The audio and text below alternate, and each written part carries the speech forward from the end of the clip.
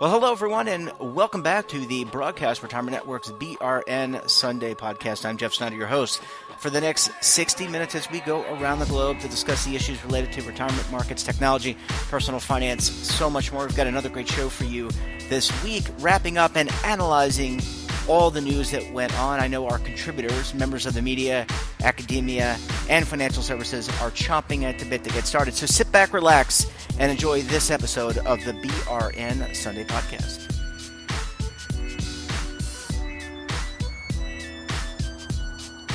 Well, let's kick things off with a look at the latest social media trends. And joining me on the line from San Francisco, California, Devin Banerjee. He's a senior financial services editor for LinkedIn, and he also is the editor of the This Week in Finance or Top Conversations on LinkedIn. Devin, long introduction, but great to talk to you as always. Same, Jeff. How you doing? I'm doing well. It's been a busy week. You know, everyone's back in the swing of things. Last week was kind of a quiet moment, but it seems like folks have gotten into gear. I totally agree. That's the case here with my team and also on LinkedIn. We're seeing our hundreds of millions of users really pick up the conversation now. That's awesome. Yeah, that's amazing, and I'm excited. I follow your This Week in Finance. I think it's called that, right? This Week in Finance newsletter that you put together every Friday. People can subscribe to that.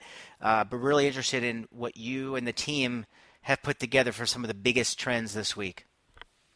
Yeah, absolutely. We actually, LinkedIn as a company, really put out some interesting data this week that I'm going to highlight that really started some interesting conversation. The first was around about a dozen cities in the U.S. that are kind of not the big metropolises you would think about, but a dozen cities that have become real job magnets and have done so through an interesting strategy, which is betting pretty heavily on individual industries. So we're talking about cities like Huntsville, Alabama, which topped our list, Kalamazoo, Michigan, Fayetteville, Arkansas, Evansville, Indiana. And so we looked through our data and saw where job postings and hiring activity are really picking up outside the big cities. And we're seeing these guys really leading the pack. So Huntsville, for example, Alabama, betting pretty heavily on manufacturing and aerospace and defense. It's close to some big Northrop facilities and Boeing facilities. Kalamazoo, Michigan, as I mentioned, close to Kellogg, as well as some big healthcare giants like Pfizer. And so just a really interesting list. I would encourage you to check it out. My colleague George Anders wrote up a really interesting story interviewing some of the mayors and local business people in these cities. And it has some real takeaways. I mean, we saw a lot of job seekers looking at these cities, especially when they're in kind of nearby areas or they're considering to move. And we also saw a lot of local, business leaders really picking up on the fact that this is a different path to building up commercial activity in a city, which is, a lot of cities look for that old strategy of kind of building up several industries and that sort of thing. But there is some success to be had in trying to attract single individual industries to small towns and small cities. Well, it's kind of a relief. Normally we're talking about Chicago, New York, Los Angeles, the big metropolises, to put it lightly. And it's nice to learn a little bit more about some of these what other cities are doing, municipalities are doing to attract workers. And I think you're right. I think, you always talk about paradigm shift, and I think that's exactly what's occurring. You've got to do something different. You can't just follow what you were doing in order to attract workers. We've learned that over the last couple of years, at least I have, talking to you. Yeah, that's absolutely right. And as you and I have talked about, a lot of the attraction of some of these out-of-the-way cities is the lower cost of living and just lower costs generally. And so that's really been an attraction for people who are getting priced out, for lack of a better term, around those big cities with the rising cost of living there. So a really interesting conversation there. And then, as I mentioned, we did some other data releases this week. One was about the rise in soft skills that companies are really looking for and employers are really looking for. And we're seeing this through our data. We have millions and tens of millions of job listings coursing through the LinkedIn ecosystem constantly, and we're seeing the rise of soft skills as requirements for jobs. And one of the ones that broke into the top 5 of our list is emotional intelligence, or some people refer to this as EQ.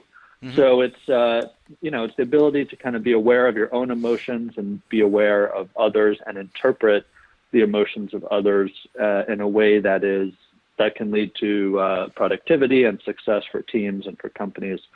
And we saw this broke into the top 5.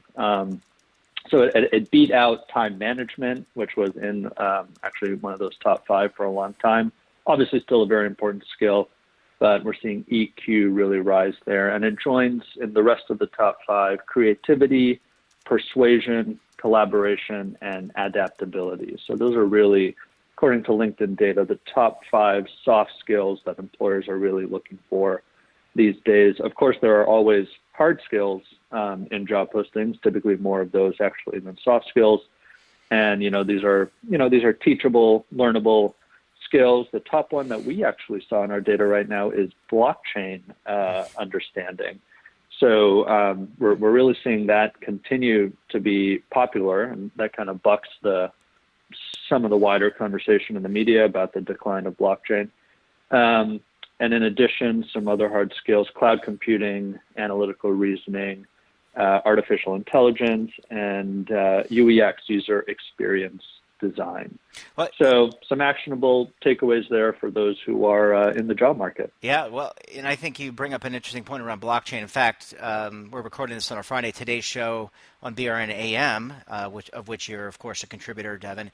We had Kevin Kelly talking about blockchain investment, and I do think that it's been dismissed as a like it's just a trend or a fad, and I don't think that is the case. And just based on what Kevin was talking about this morning, folks may want to check that out. But obviously there are opinions on all sides of the spectrum. But back to the soft skills, I think that's good, because the different people have different attributes, and some may be really great quantitative and number crunching, or may have good hand skills in order to be a carpenter or iron worker. But the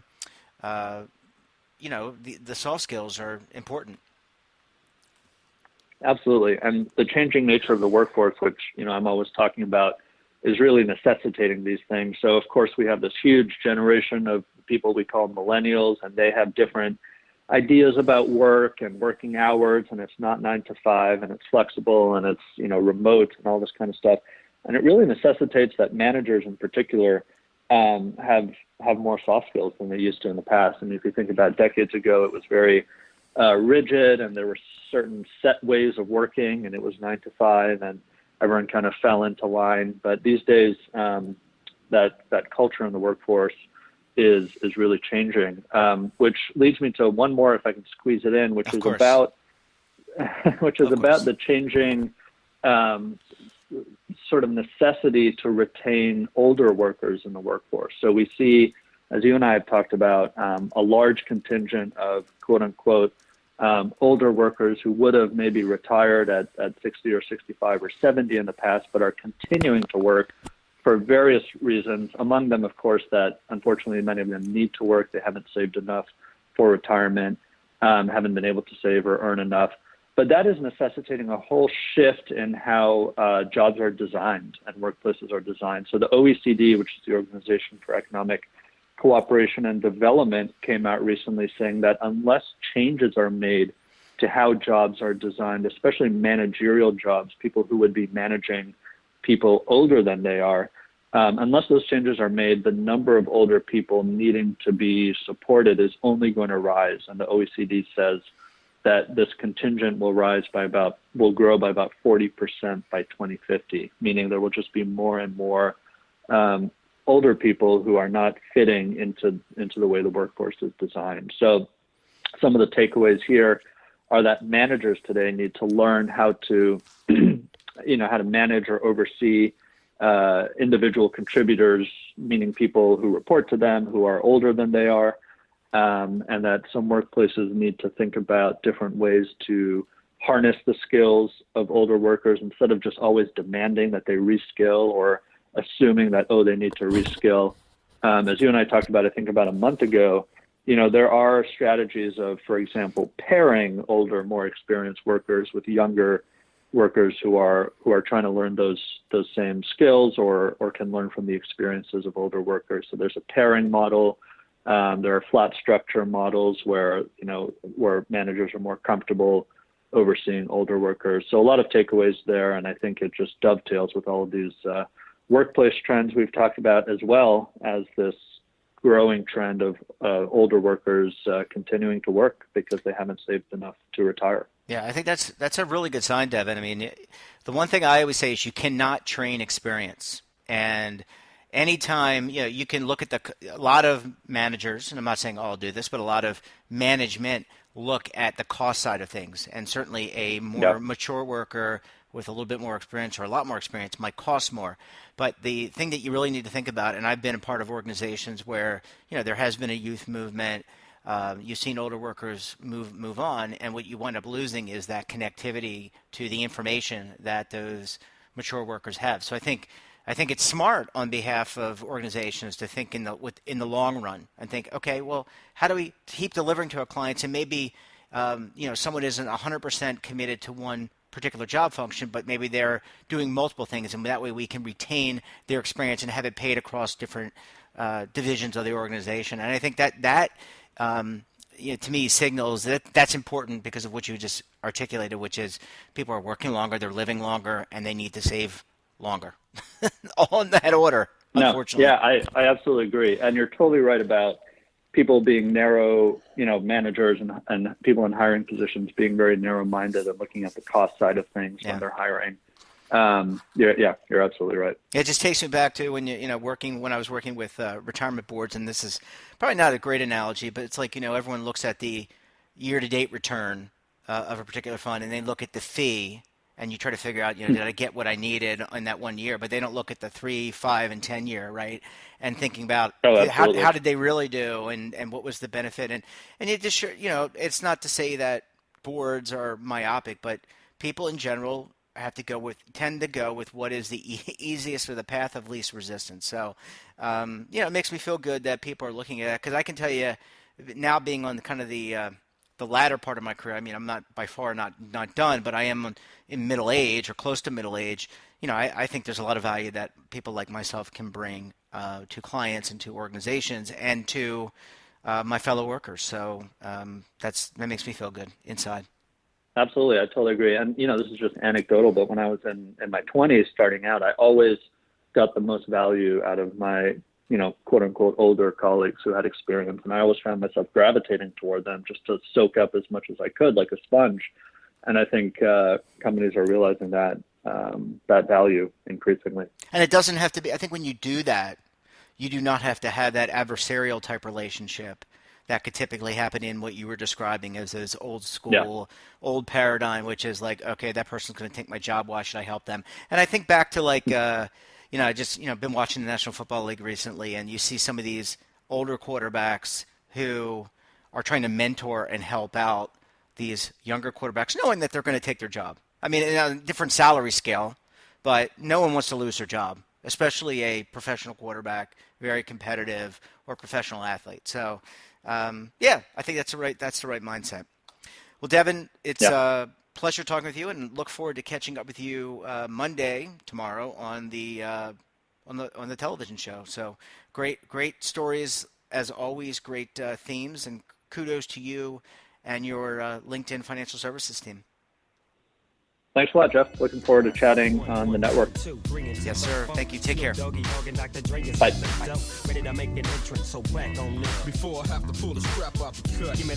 Welcome back. Now we're going to shift gears, talk a little tech, and returning from Las Vegas, Nevada, where he was attending the Consumer Electronics Show along with 180,000 other people.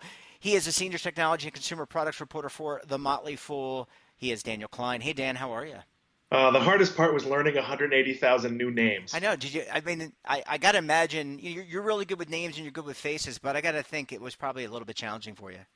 I am the worst person on earth with faces. I could walk by you in a mall and would not recognize you in a million years. Well, but a lot of people. I have a very generic look, so I think, I think that that's certainly possible. But you just came back from a great trip at CES. I know there's a lot going on in the tech world. What's top of mind for you this week, Dan, as you're writing articles and talking to your tech team at Motley? Yeah, so one of the things that was sort of a big coming out party at CES was Quibi. It's a company that's founded by Jeffrey Katzenberg, DreamWorks, sort of a longtime entertainment executive.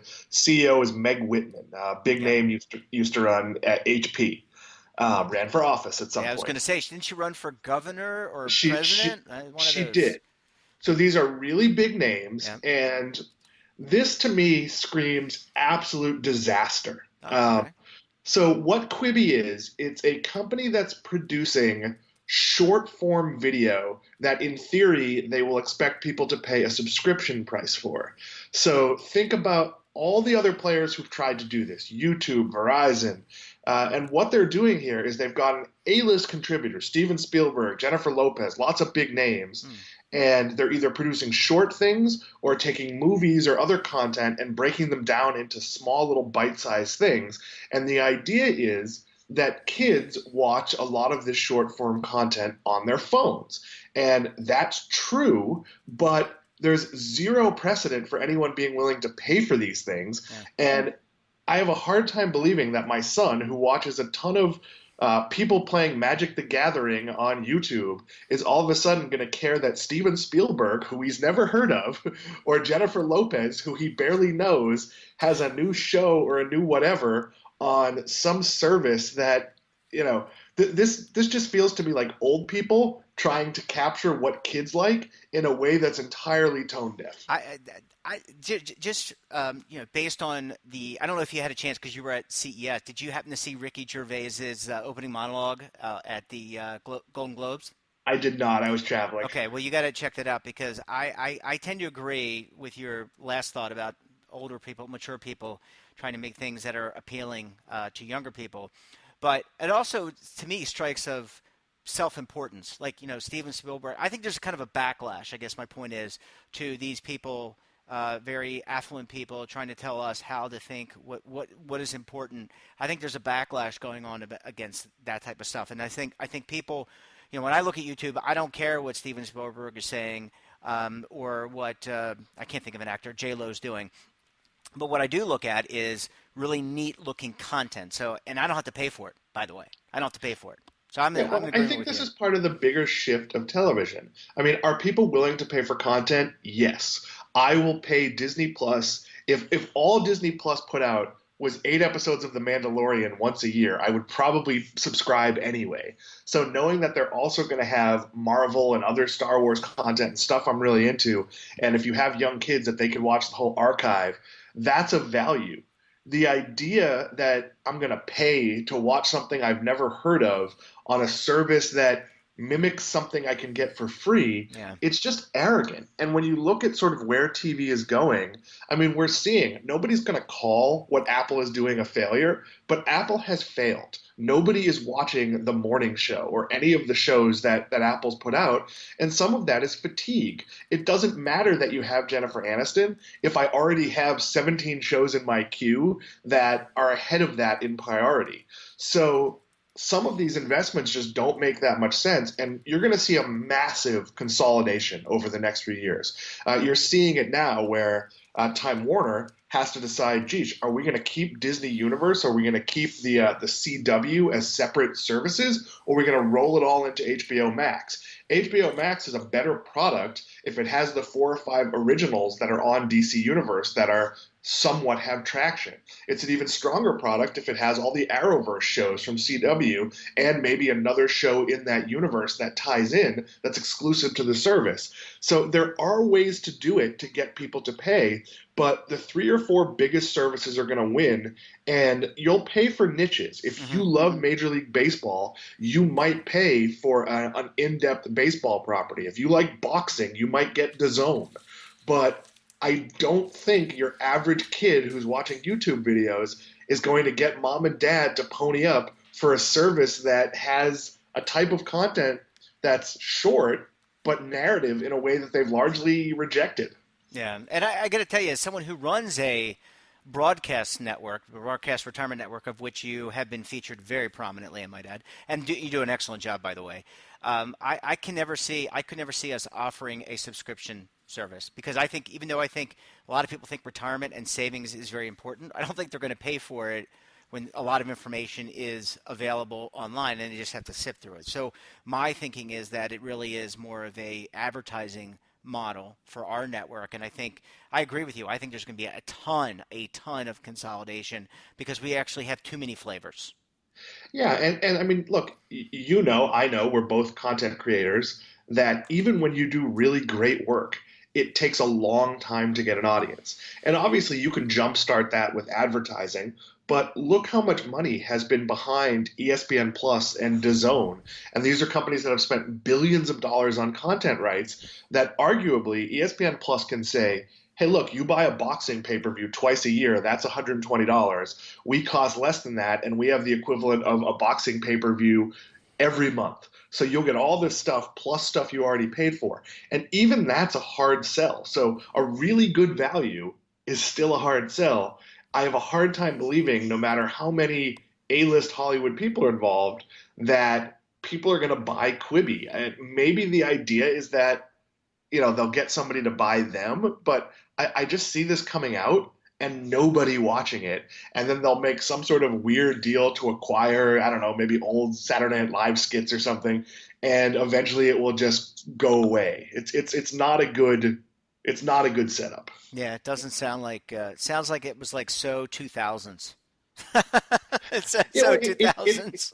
It's behind the times. And again, it's just not the right, it's just not the right setup for what kids want now. And I'd prefer to see small amounts of money going into helping things that are organic.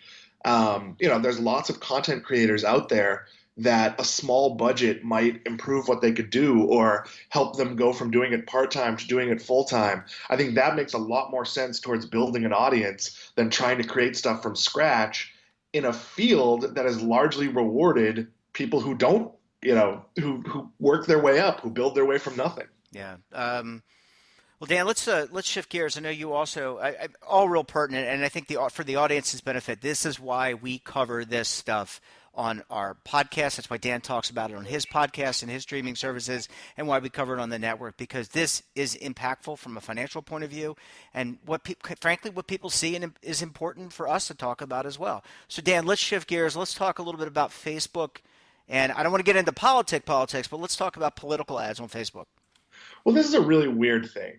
So one of the ongoing controversies is how social media accepts political ads. Twitter has outright rejected political ads, which I don't think is a great solution. What should be happening is when network television and local television accept an ad, there's some manner of checking as to whether that ad's true. Obviously, it's not 100%. We've all seen ads that are a little bit scammy outside of the political arena. But what Facebook has been accused of is running political ads that are blatantly not true. And that's clearly the case on both sides of the aisle. Nancy Pelosi actually bought and ran ads that were intentionally not true to highlight that Facebook would accept ads that allowed you to lie. And the company has come out and said, well, we're going to allow our users to opt out of seeing some political ads, but we are still willing to accept ads that are not true. And to me, there's just a fundamental disconnect in your responsibility as a company when you're putting something in front of your users that hasn't been vetted. Now, if you want to put a 10-second pre-roll that says the content of this ad has not been verified, but basically I could come out and say, hey, I'm Dan Klein, I'm running for president, and I'm the reason you have a job. I'm the person that introduced you to your wife. And I'm going to give every American $100,000 if I'm elected president. And Facebook would be fine with that. And that, to me, is just beyond the pale. Yeah. I don't know where to start with that. I mean, I could tell you, when I put together the Morning Pulse, my newsletter every morning, I make sure that the content is from reputable sources. So like the Motley Fool, the Market Watch, because you have very strict editorial processes in place to make sure that things are validated. And I agree with you. And what I wanted to say in our last part of the segment was, I really am doubtful about some of the social media companies and how they, it's all about the impressions, and somehow that translates into digesting and consuming the information. I think that a lot of what, I can tell you, Dan, and maybe it's just a sign of my age, but I don't always believe everything I read unless I know it's from a verified source. And, seeing something on Facebook or Twitter, I'm less apt to believe that kind of stuff, personally. No, but the problem is a stunning amount of people do, and people are willing to believe things that reinforce their worldview. So if you run a misleading ad or an ad that takes credit for something that you don't legitimately have the right to take credit for, then the people who already support you are more likely to believe that. And people who are on the fence are. So this plays into the whole overall partisanship and sort of where the nation has gone, where people watch things that make them feel good about how they already feel. And the reality is we should be consuming media that challenges our worldview. I own stocks. And one of the things I like to do with stocks I own is read negative opinions on those stocks. I don't own Netflix, but it's a company I probably would put in my portfolio. But I've read a lot of articles that explain where Netflix could go wrong. It's important to understand that, and that's true in politics too. If you're a blind believer it can be either side, it can be Bernie Sanders or Donald Trump, you should read well-written, well-informed criticism of the person you like to see where their holes are. Now, you may not agree, but you should still expose yourself to that. And what Facebook is doing is kind of the opposite. It's basically allowing you to buy your way into reinforcing whatever story you want to tell, whether it be true or not.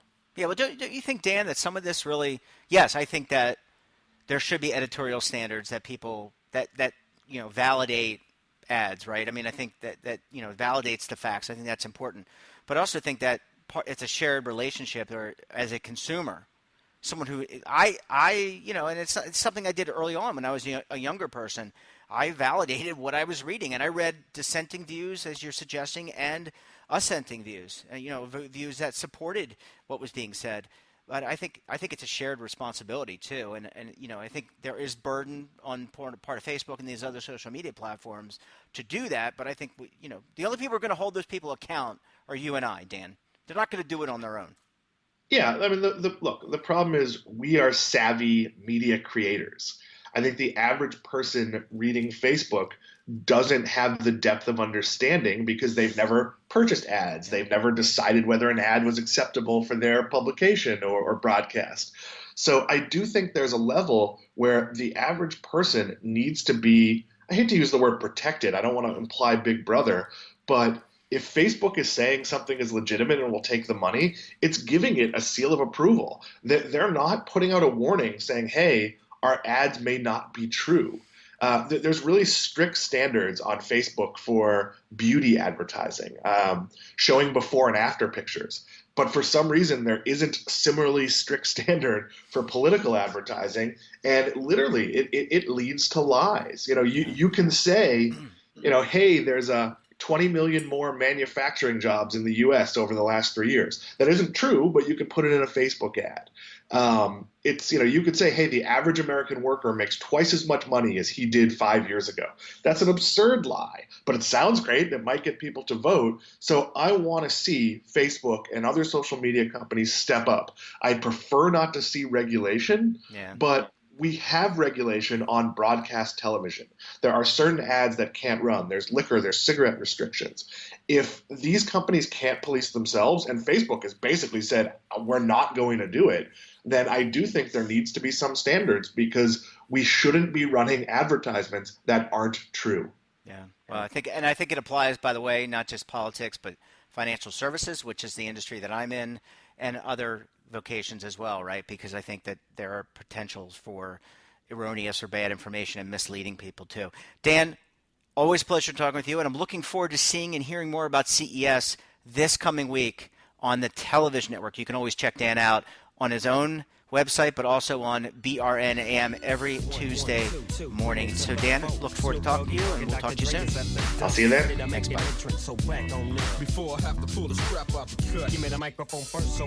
Welcome back. We're going to shift gears to talk markets, and joining me on the line from Chicago, Illinois, he is the host, lead anchor for the TD Ameritrade Network. Please welcome back to the program, Oliver Rennick. Hey, Ollie, how are you? Yo, what up, Jeff? Happy New Year. Happy New Year. It's been a while since I've chatted with you. I guess before the New Year. Hope you had a great holiday with family and friends.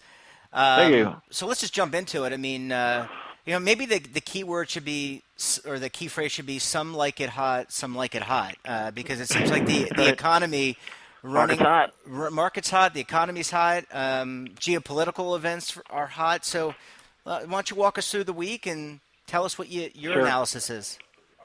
It's really been one of the most impressive weeks for stocks in recent memory. You had a potential geopolitical event that, by all reasonable measures, probably should have caused some kind of disruption in markets, and it did for like a second. It was a flash in the pan, and stocks came right back.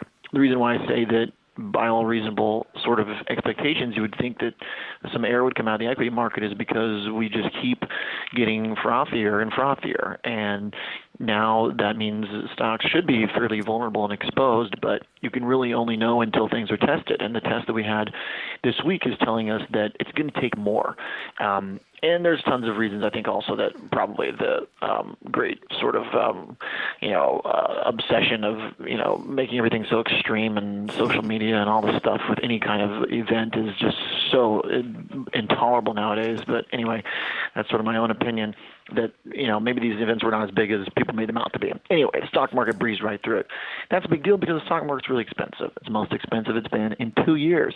And that's saying something, because the last time we were at this valuation in equities, we had an incredible melt-up that was followed by a pretty extraordinary sell-off in the first month of 2018. So why is this happening again? We've pointed to generally two main reasons for why. Well, really kind of two that then with a subgroup of possibly three. So the first one is, it's kind of simple. Economic data around the world has been beating expectations. It has been beating expectations most pronounced in the Eurozone, where expectations were very low, but it's also beating in China, where the country has taken stimulative efforts, and also a relaxation of trade tensions has really worked and is now helping the country once again kind of go through a soft landing as opposed to a hard landing. In the U.S., our data actually had been missing expectations for the better part of like a quarter, but our data was so good that expectations were high. Now we're actually coming ahead of those, even after the jobs report today. Our economic surprise, when you combine the beat rates from the Eurozone, China, and U.S., are now the highest they've been since early 2018. They've been on the longest win streak now for 2 months, since mid-2017. So the synchronized kind of growth narrative is not as powerful as it was during that time period, but it is for the most part back. So it's just a matter of the expectations for things to get bearish just were too bearish. So as that's happening, stocks are basically trying to sniff this out. Stocks have done a better job for the most part the last couple of years having that kind of economic insight. The bond market has not been a good tell for the economy. Gold has not been a good tell for the economy. Those have been more tied towards expectations of central bank actions. So you take that combined with the resurgence of high valuation companies and high beta stocks that are popular among retail traders and average investors. And now you have this sort of cocktail where people are looking at 30% plus gains from last year and they're wanting to chase them. Semiconductors are on an absolute just monster run. Apple, probably the most well-known company in the universe, is doing something that is, by all means unprecedented. It's $1 trillion stock and it's going up like 1% a day. I mean, it's just bonkers. So if you're sitting at home watching, these things happen, eventually you're going to want to take part. And sure enough, that's what we've seen over the last couple of months. We've seen readings of retail engagement and investors become more willing basically to take risk. And basically it's really those two things. And who knows when it ends, but the further it goes, it will end in a little bit of a sound and fury, because you don't have calm pullbacks from these type of levels. What's probably more likely is continuing melt up until there's some kind of blow off top and then people get burned on the way down.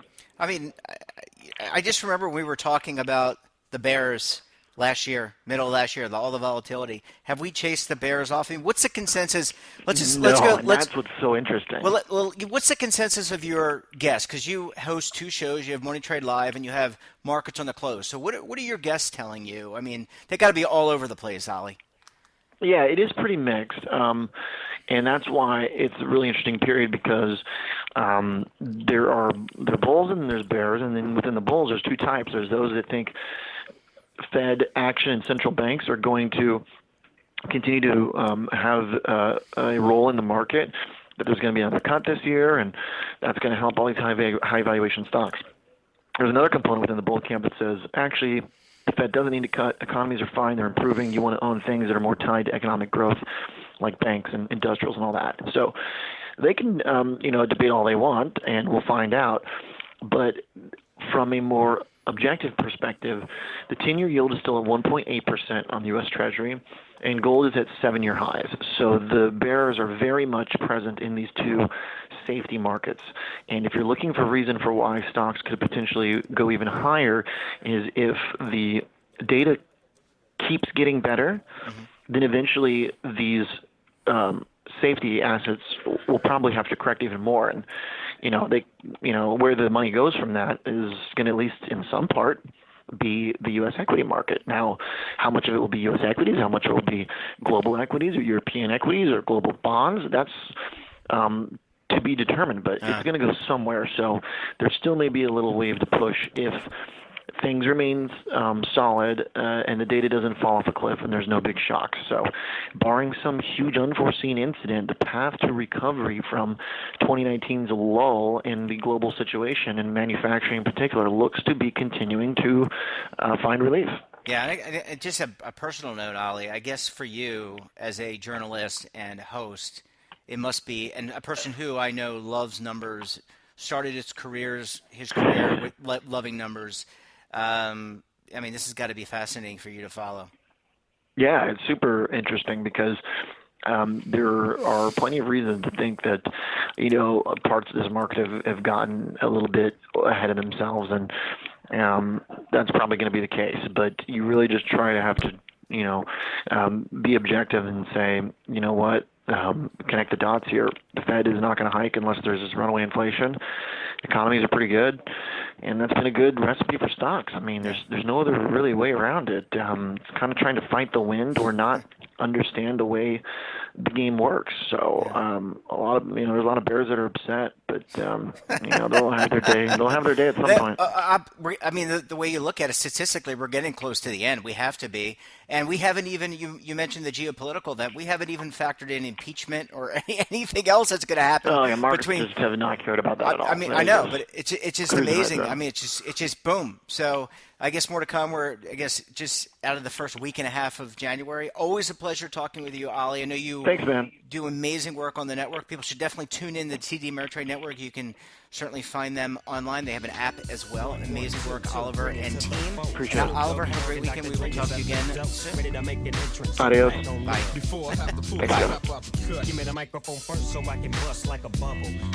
Welcome back. And now we're going to shift gears, talk a little retirement, and that's a favorite topic of mine, but it's also a favorite topic of Ali Melito. She is the retirement reporter with Market Watch. Ali, Happy New Year. Great to talk with you. Hey, Happy New Year. It's awesome to catch up with you. So a lot going on at the end of the year. We covered the Secure Act. People are into the throes of their New Year's resolutions. Hopefully they haven't put those aside yet, but they typically do that, I guess, within 90 days. But what's top of mind for you and the folks at Market Watch when it comes to retirement? Yeah, so there was a poll that recently came out talking about how people plan to approach market volatility because, the markets have been a little more rocky than they have for the last decade. And the results were not, they were good in some aspects, but one thing in particular stood out to me, and that was how people think that they should deal with their stock investments when they get to retirement.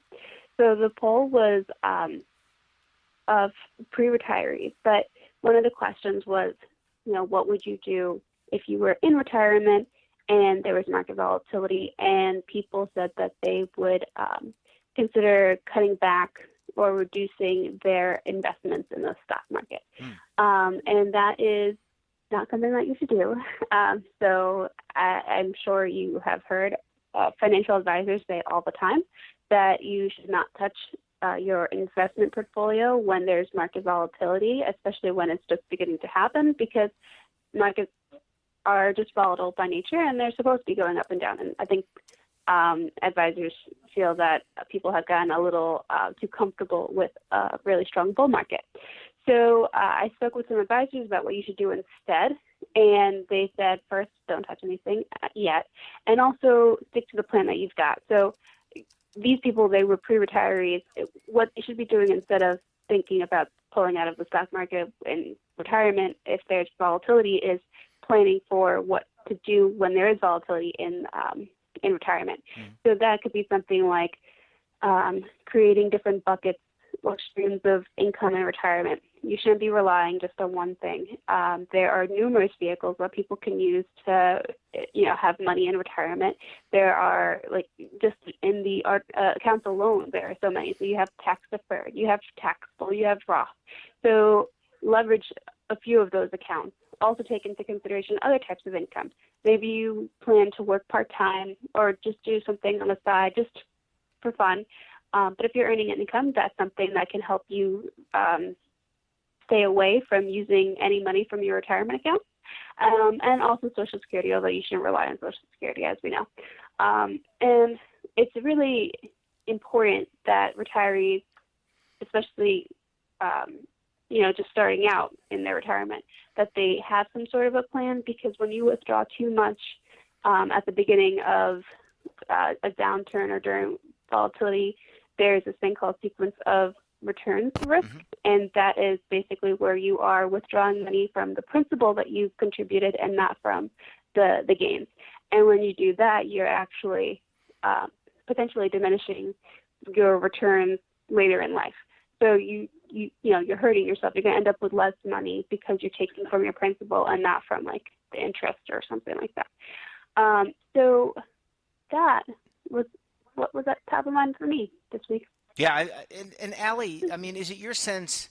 I think a lot of us remember 2008, and we all lived through that, and kind of the same lesson there was, if you sold during 2008, you locked in your loss, and you missed the upside that happened in, I think, 2009, 2010, right? There was a swing back up.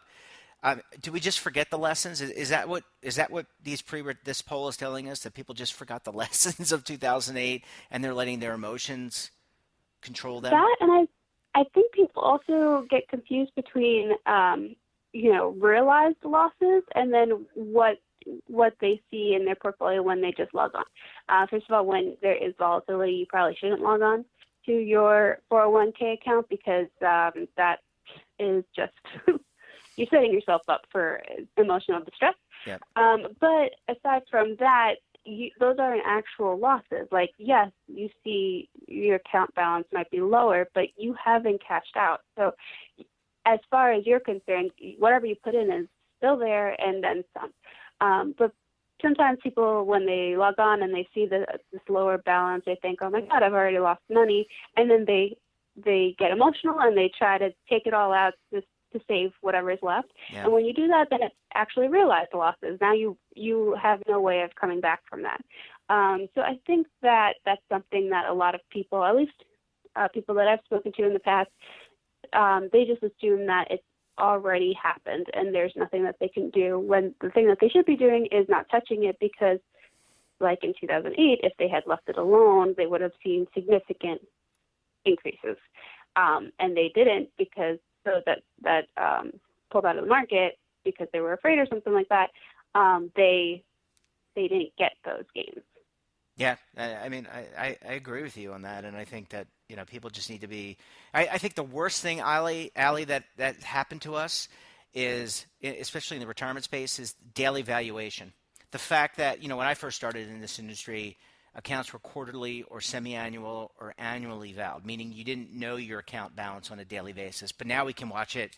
Some of us can watch it intraday if you have exchange-traded funds, right? Or just active securities. And I think that gives you that myopia, and you start looking and watching it like it were a sporting event.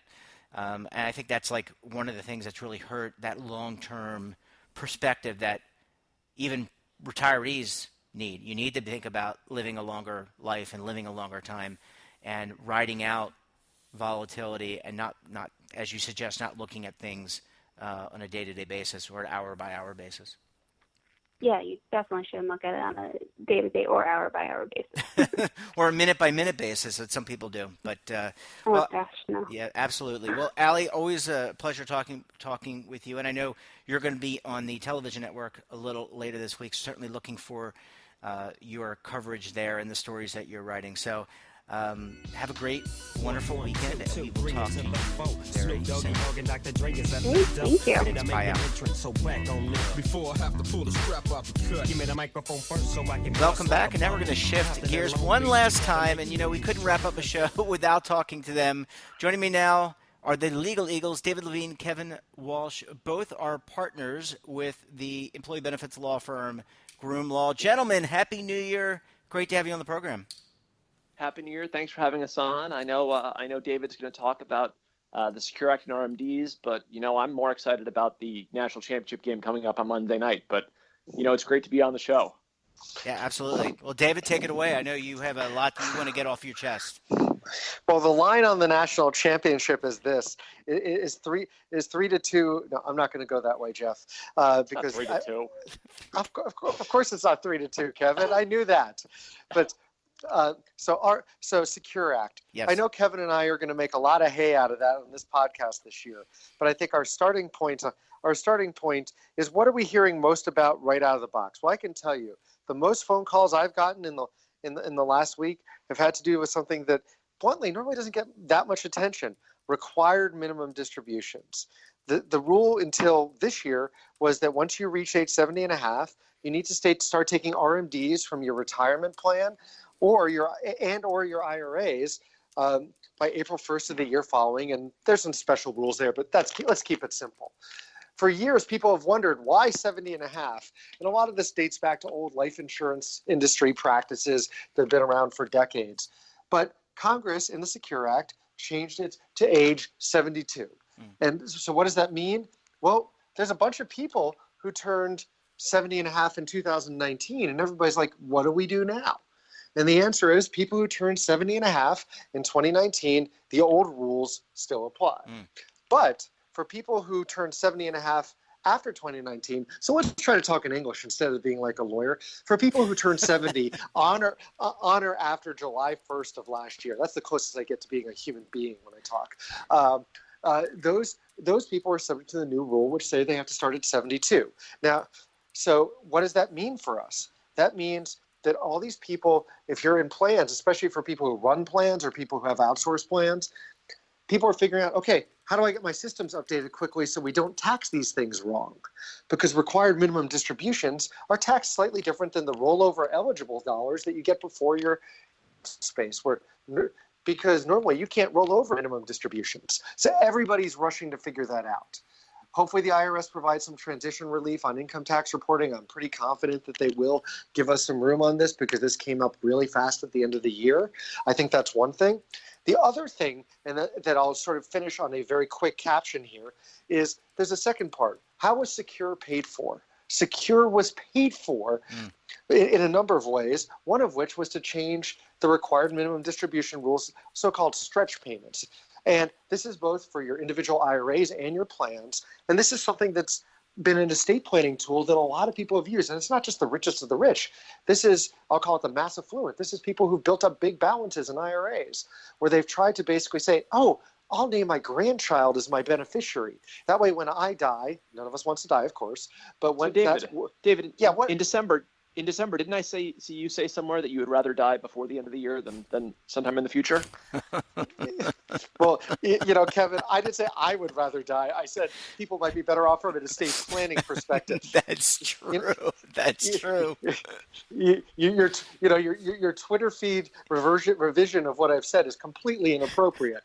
So moving on from that, what it does mean, Kevin, is that now, with all these little carve-ins, carve-outs, and exceptions, which is important to understand, you're not going to, once you die, unless you have one of these special rules like a spouse or something as a beneficiary, all the money is going to need to come out of your IRA or plan within 10 years, which could mean a lot of tax hit. So estate planners are busy thinking about what to do. There's a lot of different ideas about where to approach things. And as of right now, we're going to see how it all lands. But a lot of people are figuring it out. And here's one little twist. For those of you who are in governmental plans who are among our listeners, well, these rules don't apply to you until 2022 in the governmental plans, but do apply to your private sector and IRAs in 2020. So what does that mean? Well, think about, do you want to roll in or keep your money in your governmental plan?